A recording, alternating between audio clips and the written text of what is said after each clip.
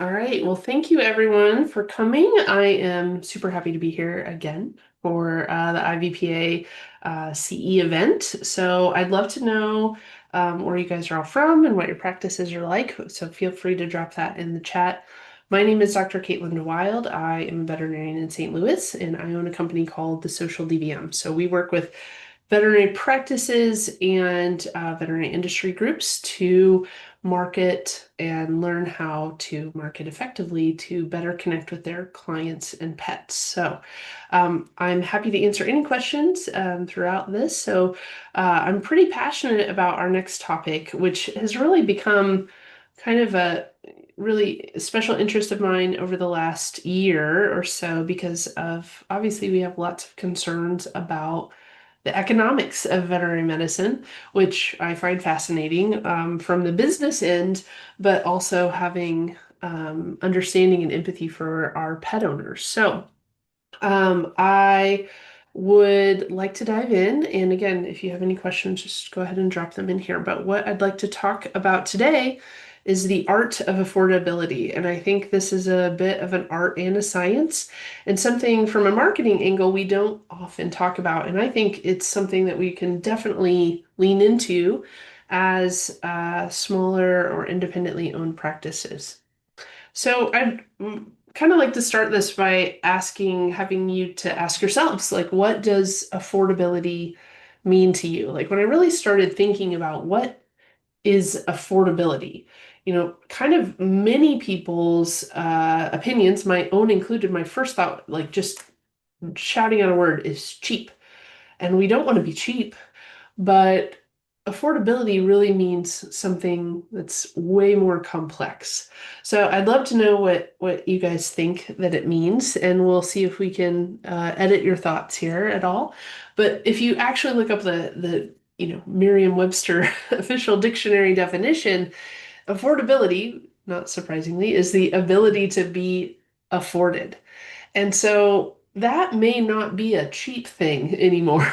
It may just be it's harder to afford things.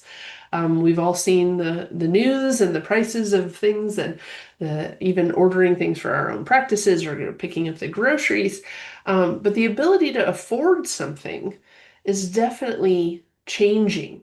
And I'm not sure our industry is changing at the same pace. So how can we battle this? Because this is going to be a constant concern, not only for us as practice owners and managers and trying to afford to own and operate our clinics, but for the pet owners, how do we, counteract their concerns, and is their reaction going to be less usage of veterinary care and services?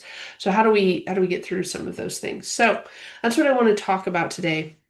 I'm going to start by reiterating that I do not believe that affordability means lowering your prices at all. And so I don't want you to be afraid that that's what I'm going to encourage you to do. I don't want to make veterinary care cheaper, and I don't think it can get much cheaper. So we'll talk about several different avenues of this today about how do we become more affordable. So when we think about improving affordability, we know that we can't lower costs. We can't decrease our costs, our overhead, right? Our costs are going up just affording staff and products and shipping and all the things. So we can't lower our prices. So how do we improve affordability without doing that? And there are several avenues I think that we could look at. One is providing multiple solutions for payment. One is spreading costs out.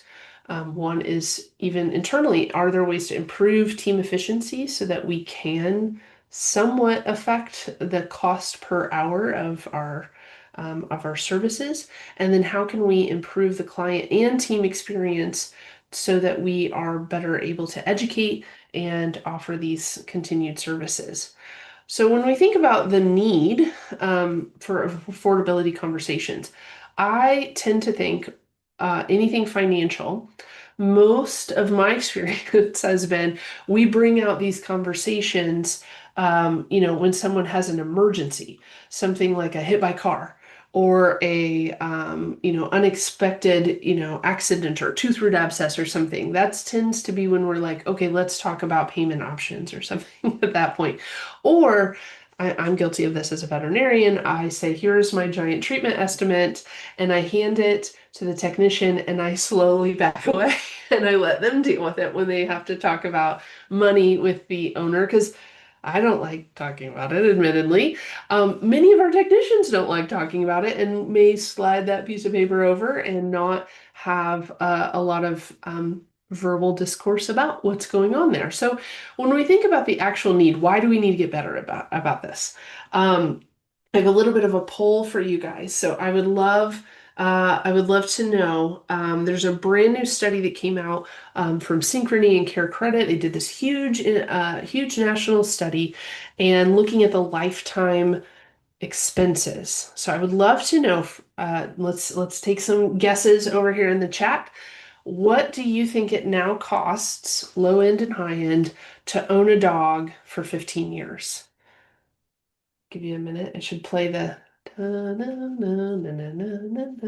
right, I won't make you listen to me sing.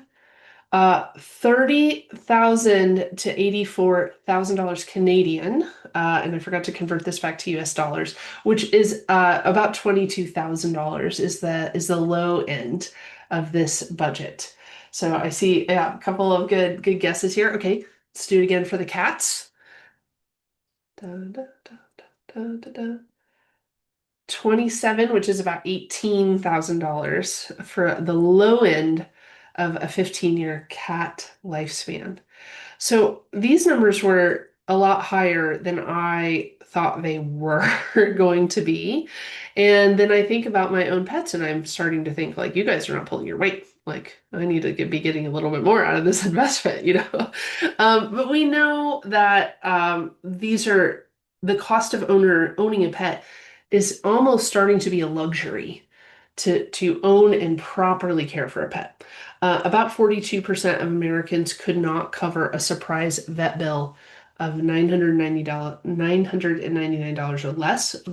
Not only could they not cover it, they would not cover it without going into debt. 91% of pet owners have experienced financial stress from the costs of pet care. And who's on the other end of that?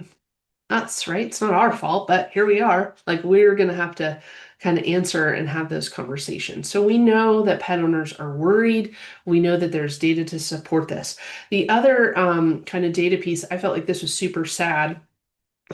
Traditionally, when we're looking at data of why people surrender their pets, on cats, it's always been, if they're urinating, that's always been kind of number one. But that is no longer the case. Data from 2021 to 22, and now it's actually a little bit higher for 2022 and 2023, and the preliminary results are suggesting the same. But for the first time ever, inflation is the reason that pet owners, the most common reason of why people are giving their pets to a shelter or a rescue, which I feel like is pretty sad. Usually, if you take out the cat urinary situation, the next thing is the rent, right? Rent or pet deposits going up, but if inflation has now surpassed that. And really, the thing that I think we all need to remember is if you're looking at overall inflation, so this starts 2019 and goes up to June of last year. So here's overall inflation, right?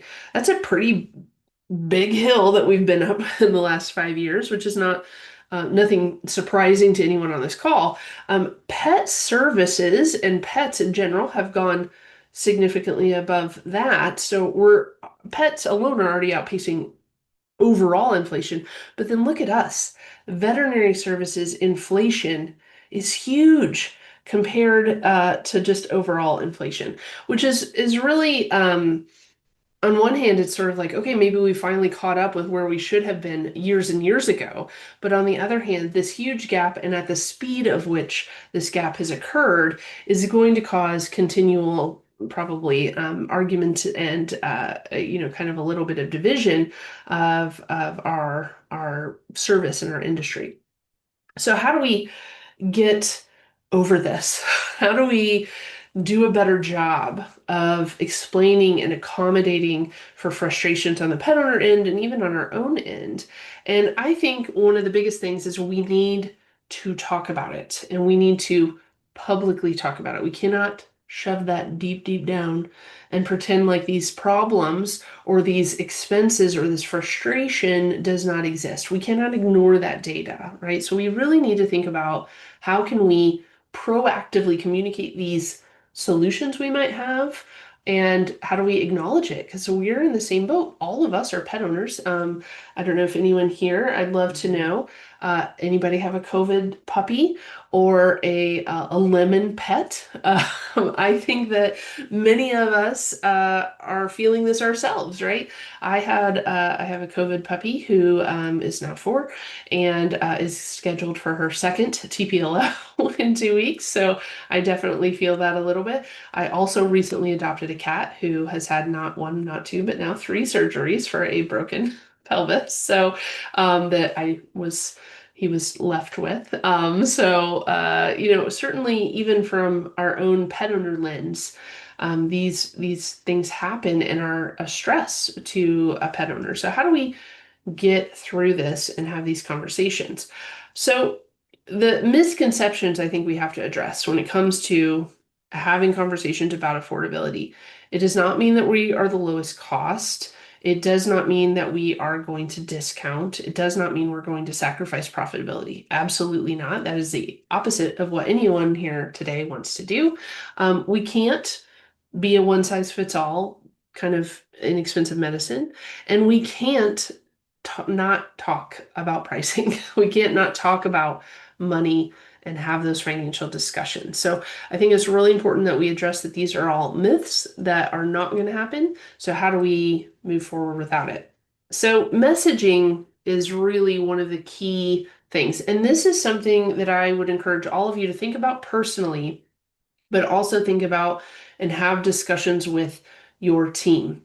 Because often, as the owners, as the veterinarians, as the managers, we aren't the ones having these hard conversations. We also might be in a better financial space than our team members. Many of us may all be bleeding hearts, but it's the team members often with the lowest incomes that have the most bleeding hearts. And, that can cause some frustration when they don't understand. Why can't we make this cheaper? Why can't we take care of Mrs. Powell's cat? Why can't we do X, Y, and Z?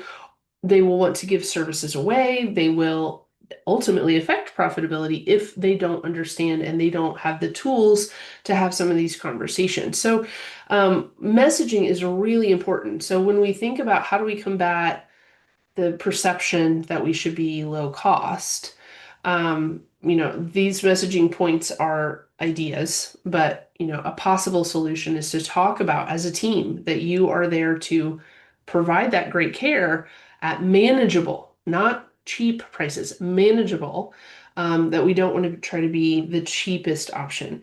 Another thing that comes up a lot of times with teams, especially if you have people on your team that might be more inclined to discount, when we don't want to just discount all the time, we understand that you want to be able to help our clients. We would love to discount everything. Many of us would love to give it all away for free, but we can't because then we can't keep the lights on or we can't continue to have a job.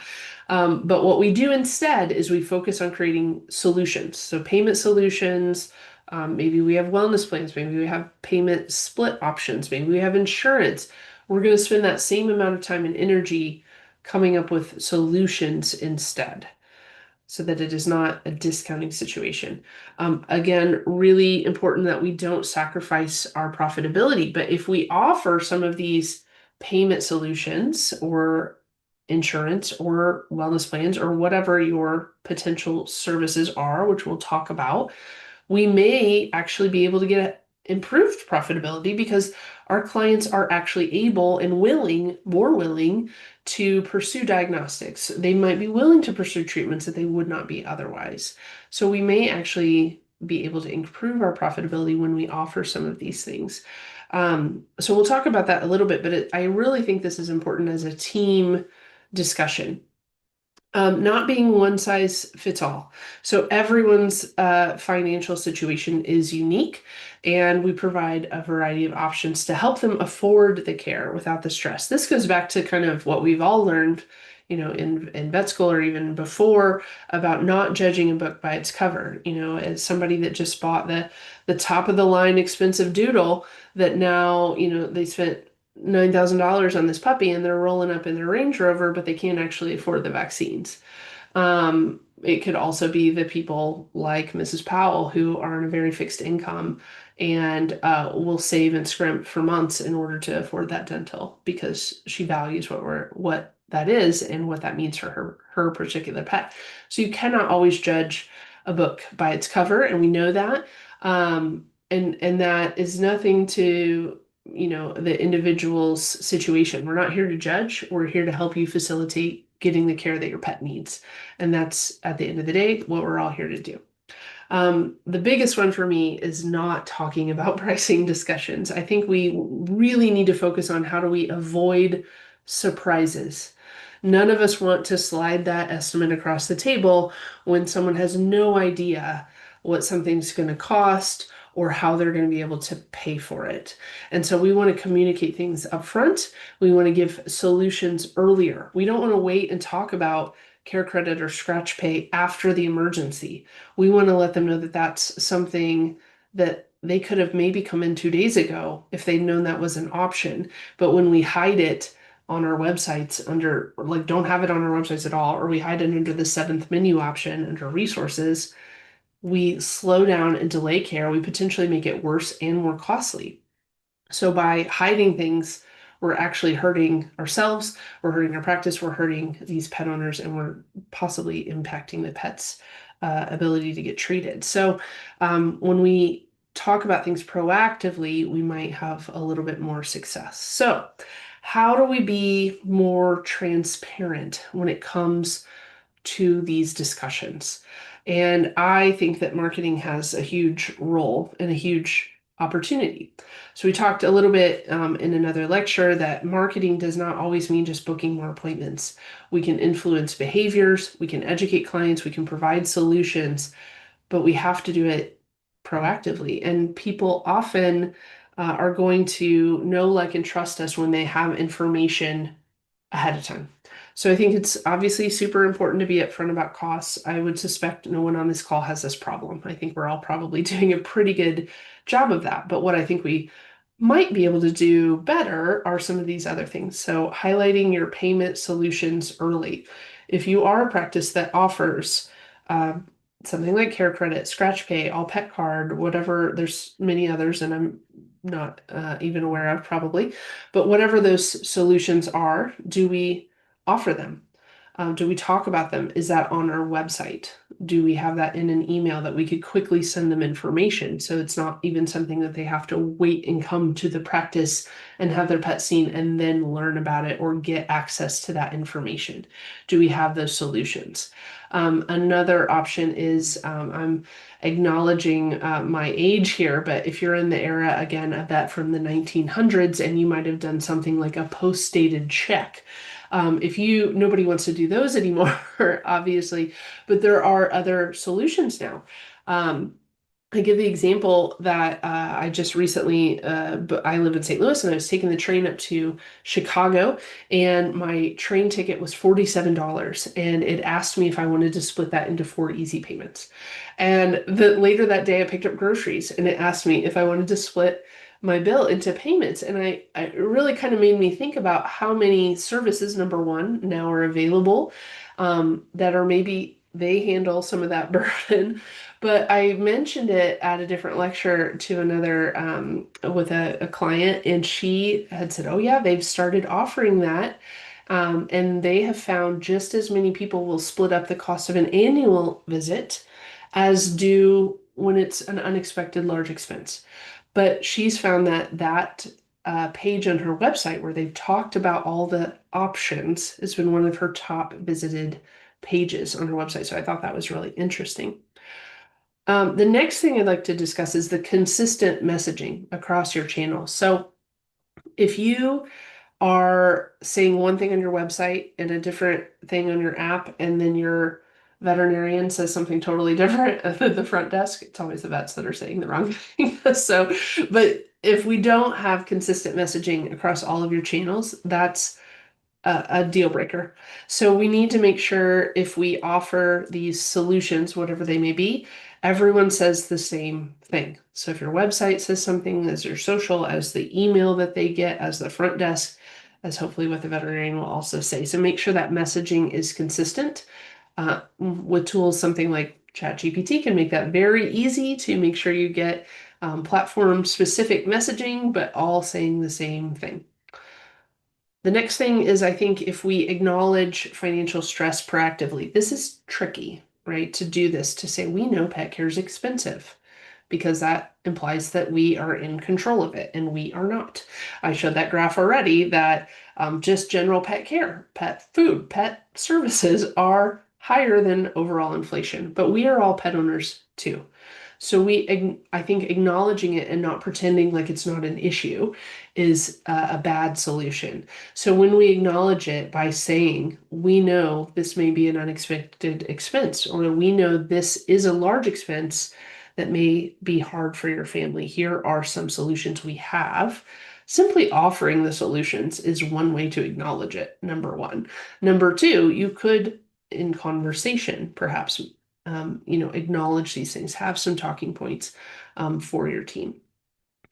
Final thing here is to make those payment options easy to find. I mentioned it already. I had to really adjust this even on my own practice's website and on several of our clients, that we had this information on the website, but you would never find it. It would take you like 7 clicks to get there. It had not been updated in many years, and we needed to make sure that that was accessible. So one thing that we have done is make that a more prominent item on the website, so that's more easy to find in our new patient center or under our client resources. Some clinics actually have it as their own tab, and I think that's reasonable. Another thing is to include it on reminders, so appointment confirmations, any kind of, especially surgeries or annual exams, just merely a link to here's information about our affordability solutions. Again, remembering that some people now may have a harder time paying for just annual care.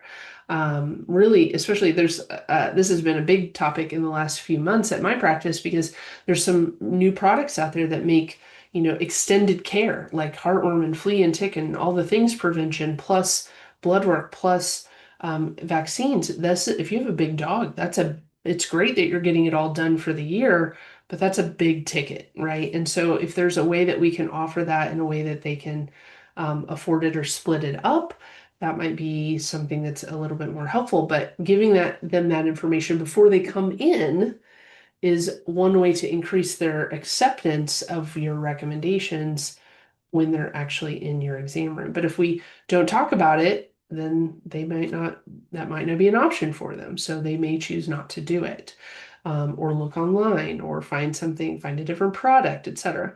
So making this stuff a little more accessible can be helpful. If you're using things like an app or, push notifications, text notifications, a monthly newsletter, talking about these solutions in those avenues as well might be another way to increase your transparency of this. Okay, you may have already heard me speak about multimodal approach. So like I mentioned, I feel like it is a mistake for any practice to only focus on one or two of these avenues. So if you are putting all of your eggs in the social media basket, I think we're missing an opportunity to hit some of the other methods, because there are people who don't read their email. There are people who don't use social. There are people like me who will never answer a voicemail. So we can't hit everyone with the largest amount of our information if we're not being a little bit more multimodal. We also are running the risk of all of our information going through one channel and then missing, if that channel goes away or gets hacked or goes down, we might not have a way to communicate with our pet owners. So not that you have to adopt all of these, but maybe considering a few of these might be a way to help put this affordability information out there. In general, the Marketing Association of America, and it's a well-known marketing concept, is that there is a rule of seven. I've recently seen something that suggested that it's a rule of seven as a whole, but if it's on only on social media, it's a rule of 12 that a customer must see a message at least 7 times before they will remember it and or be provoked to take an action. So if this is something you highlight on your social media, oh, we now have wellness plans, or we're now recommending this pet insurance, you do that 1 time, that's not enough. So we need to talk about these things and highlight these things more frequently. I think especially when it comes to pet insurance and wellness plans, we often talk about that on the first visit, which has like 900 other topics we have to go through. They're not going to remember those things. We might give them a brochure and a folder, and they're probably going to throw that away, but they're not going to actually see, hear, and understand that unless we continue to talk about these things. So when you choose your marketing avenues, whether that's social, website, email, even print, you might want to think about getting this out to your pet owners on more than one occasion. So for me, if I make any form of content, like if I'm, writing an article or wanting to do a video about, hey, we now have wellness plans, I'm not just going to do a video. I'm going to write an email. I will do a text to our clients. I will have a video. I will have an infographic, like something else to post on social. We will have a photo of a pet who is on a plan. We will write a blog about it. We will add it to the website. So if we're going to do any type of education, I try to think about how can I repurpose this in a way to either create 7 different types of content that could go on all these platforms, or 7 different pieces that I can use on repeat so that we can continue to get that message out there over and over again. Okay, so I've kind of talked about some of these categories, and I'd love to know in the chat if you guys are using any of these things. But when we think about affordability solutions, in my head, there's usually 3 or 4 categories. The first one, of course, we've talked about a lot, is payment solutions. That's one most practices are already using and already pretty familiar with. So things like All Pet Card, Care Credit, Scratch Pay. I'm sure there are others that I am not thinking of at the moment. So if you're using one and having success, please let us know and share. Wellness plans used to be a little bit of a dirty word, but might be, I feel like they're kind of coming back and being utilized by smaller practices. And now there's several solutions or even PIMs that are making these more doable. So the burden of management and administration of these plans is not as heavy and is not as difficult for our teams. Pet insurance, I talk about this all the time. When I first got out of school, I can actually like deja vu, like go back and see myself telling someone, if you would just put that same amount of money in a savings account each month, you would be fine. And like discouraging them from getting a pet insurance. And now I'm like I mentioned, I adopted a kitten, and I like immediately got the pet insurance because I knew we all always end up with lemon pets, right? So I knew that there was going to be a need for that, especially for our kind of our high risk breeds. We now know that French bulldogs are the #1 dog in America.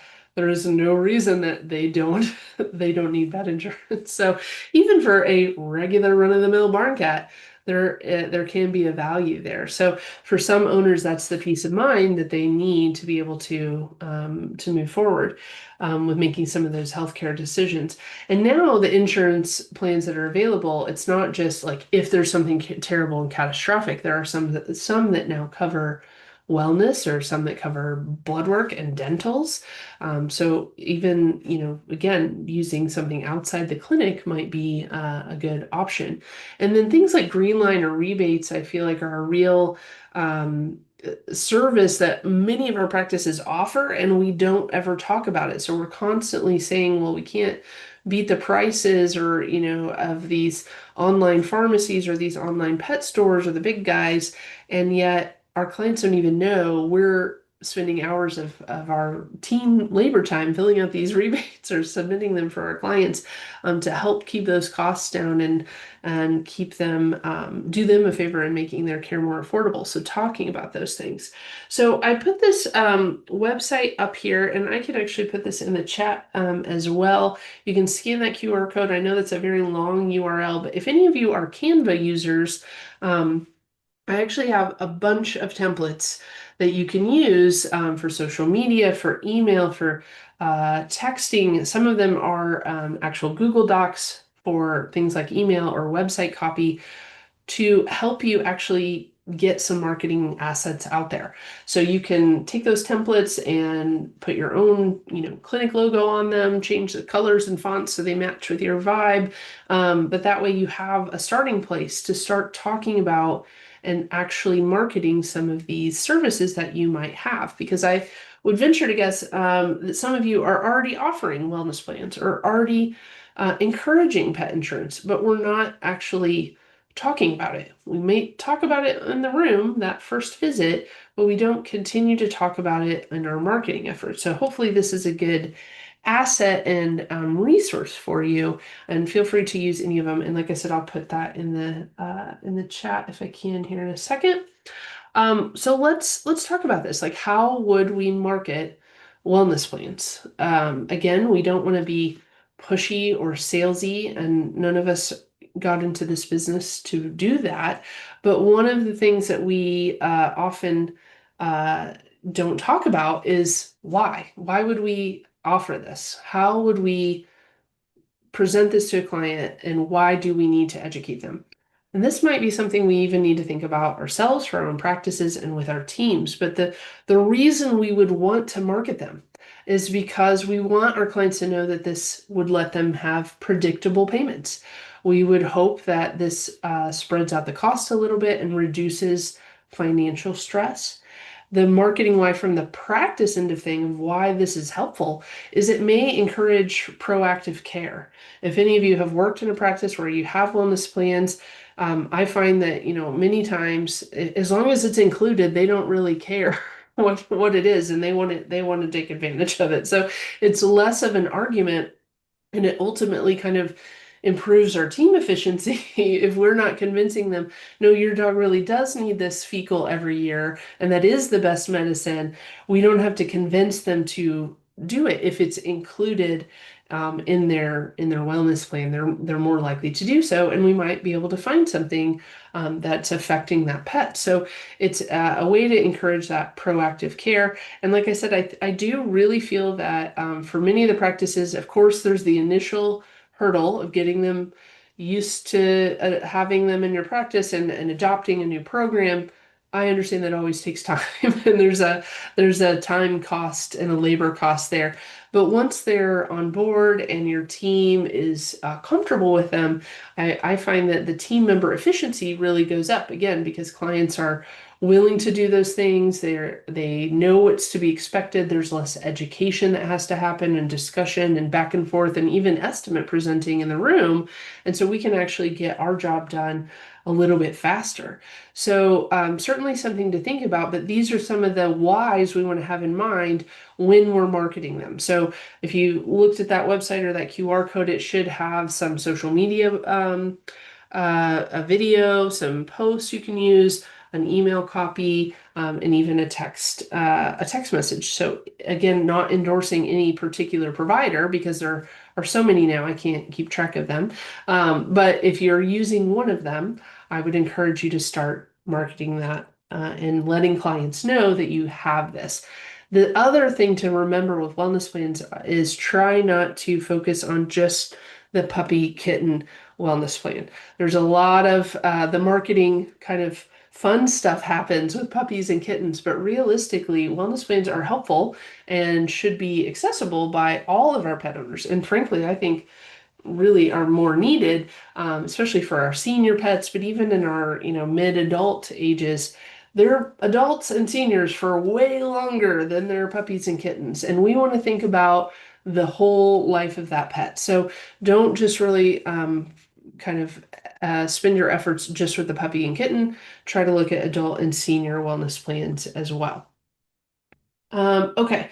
Pet insurance, another affordability solution. Many of you may already be offering them or recommending a particular insurance. Some insurances, again, I can't keep track of all of them and all their differences, so not endorsing any of them specifically. Some of them do have like, a first month. Some of them do have integration with PIMS. Whichever one you recommend. I actually believe that it is not the job of the veterinary team to encourage one or the other. I would just encourage you to encourage pet insurance. Again, the whys that we think about behind this are I want you to think about reducing barriers to care. If they have insurance, they're more willing to move forward with treatment. They're more willing to do those diagnostics. So we can increase our client compliance even for things that are routine, sometimes blood work for a senior kitty, or even a 5-year-old kitty. We can do those things because they know it's going to be covered by their insurance. In the emergency situations, it is definitely helpful. We don't have to worry about can we go forward with blood work and x-rays because they're like, yeah, go ahead. They know it's covered. They're more willing to do it.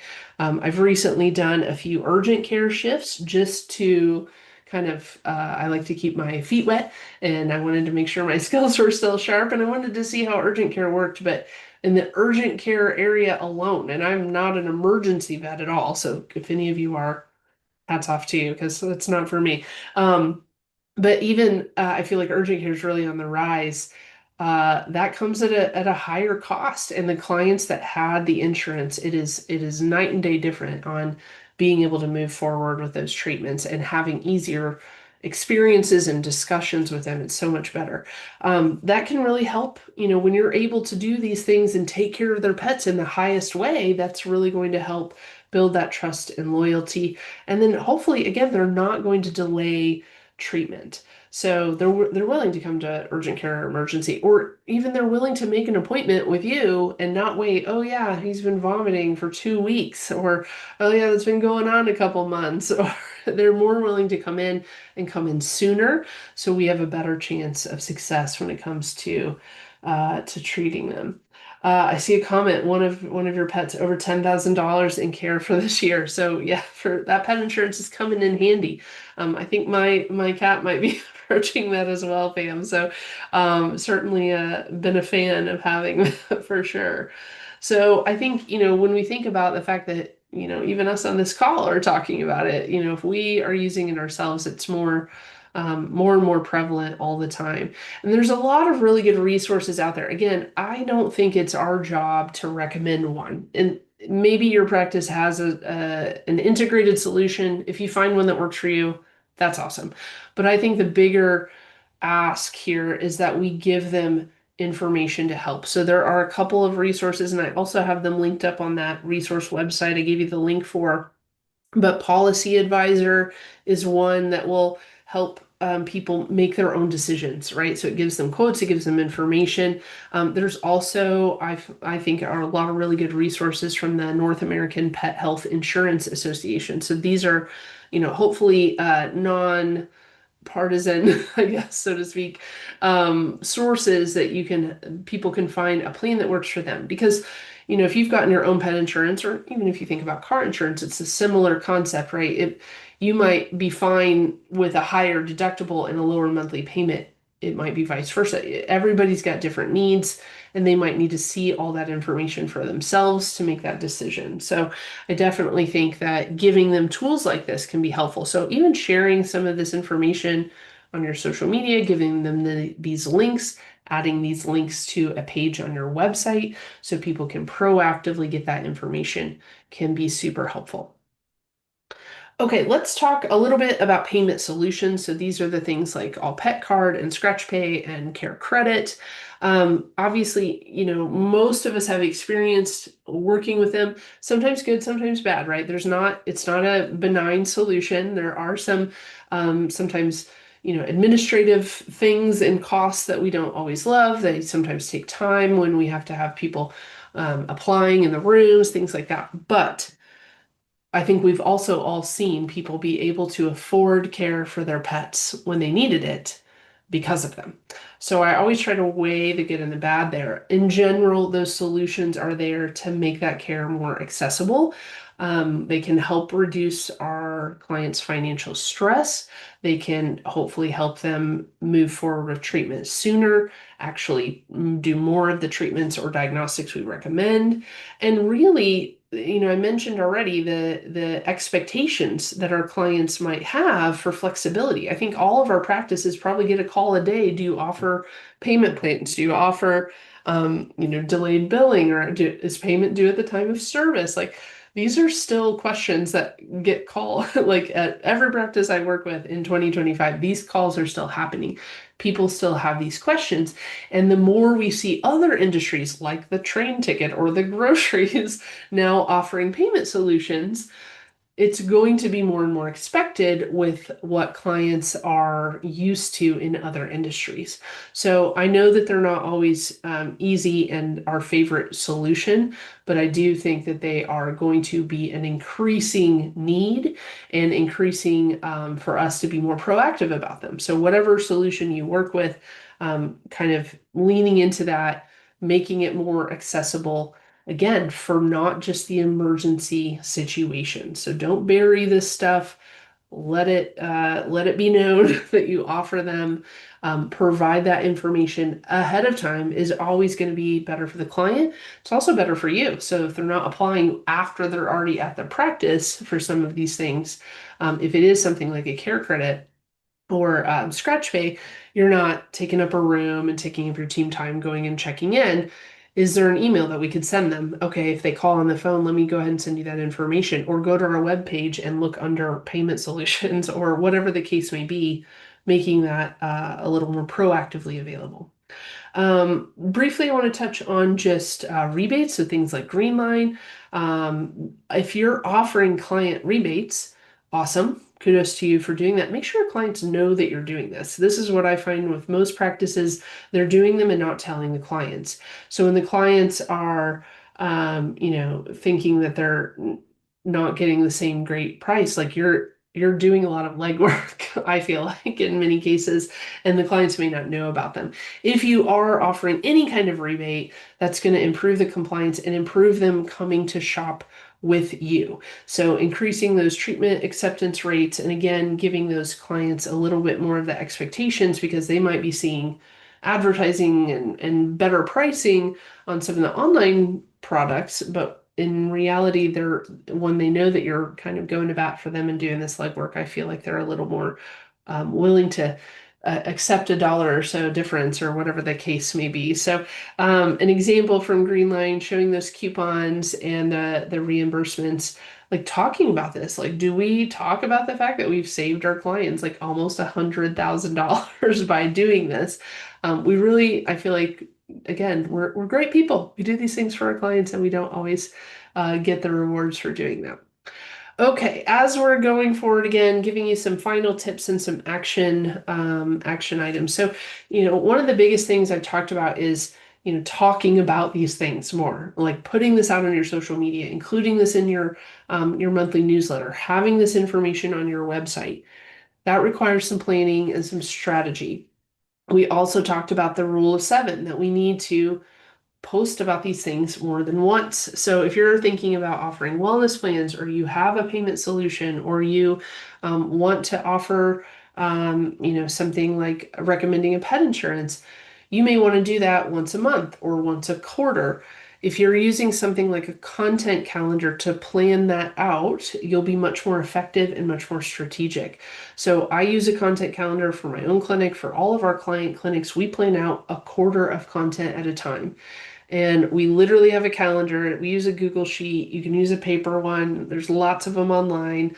But to say, okay, we are going to make a Facebook and Instagram post about pet insurance this week. Next week, we're going to talk about our wellness plans. 2 weeks later, we're going to talk about, the payment solution. And now we're going to repeat that in 3 months. We'll talk about X, Y, and Z, and I have this variation of that same graphic or video that says the same thing as this blog, whatever the case may be. getting that planned out makes it much more doable and much more efficient and effective. You can also use that for your website and your email calendar. So our content calendar has social, website update, email, push notifications so that we kind of make sure there's the same vibe and same consistent messaging and consistent cadence across all of our platforms. When you think about how to get all that content, some of you may be thinking, yeah, I'm not making 7 pieces of content about a wellness plan. I hear you. If you're not doing that, look to those companies. Many of them actually have assets, like have a marketing toolkit, have email, have graphics, have scripts that you can use, whatever the case may be. I'll be honest, some of them are not going to be great, and some of them are not going to be very personalized to you, but they may be at least a starting point for you. So even if you don't want to create your own content, you can use this or use this as inspiration. If you can, try to segment your audience in your visuals. If you're using any of those Canva templates that I gave you, you'll notice some are dogs, some are the exact same message with a cat. That's perfectly acceptable to do and something I would encourage you to do because realistically, especially on social media, if you're a cat only person, you're not going to stop scrolling for a dog image or a dog video. If it's cat, you might. Same can be true. Many of our pet owners have both, so we're kind of lucky. But in general, we need to think about targeting and marketing to all segments. Same thing is true for puppies and kittens. If we're talking about that for wellness plans, need to do that for adult animals, need to do that for senior animals. I'm a big believer that the cats and the senior pets are totally underrepresented in veterinary marketing. So I try to make sure if I'm making something, let's say about a wellness plan, I will have a puppy, I will have an adult dog, I will have a senior dog, I will have a kitten, I will have an adult cat, I will have a senior cat. That's 6 pieces of content, and all I had to do is switch out a photo. Now I've got 6 months of posts. So segmenting those visuals and your audience can really be helpful. Always make sure to make it actionable. So what I mean by that is if we're telling them, hey, we really recommend this resource, or we now have the ability to enroll in a wellness plan, give them the link to do more. Don't just say, we've got this. They're not going to take action. So we need to give them the direct link to get to that information or the next step that you recommend. And I've already harped on being multimodal. So trying to get this out in your social, on your email, on your website, whatever your primary marketing avenues are, but don't just do one. So action items, I would encourage you to think of one. Think of one of the things we talked about today, whether it is working with your team on the messaging or adopting using a wellness plan. Pick one of these things and see if it's something that would work for your practice. Start on that. Don't try to get all of them done. Asking your clients, again, communication preferences. How do they want to receive information? That will help you figure out what information do I need to create. Try to do that. Get a couple, 2 to 3 posts out, 2 to 3 emails out, and see how did that work? What were the results? Did it work? If it did, rinse and repeat. If it didn't, time to start over. So don't invest tons of time in something that's not resonating with your audience or driving the results that you want. I have my contact information for you here. Anytime you guys have questions or would love to nerd out about any of these marketing things or affordability things, please let me know. If you scan that QR code, I can also send you my notes. That also is to my newsletter that has lots of tutorials and things like that from the Social DVM. And I think that is it. Can I answer any questions for you? I'm going to look over here in the chat.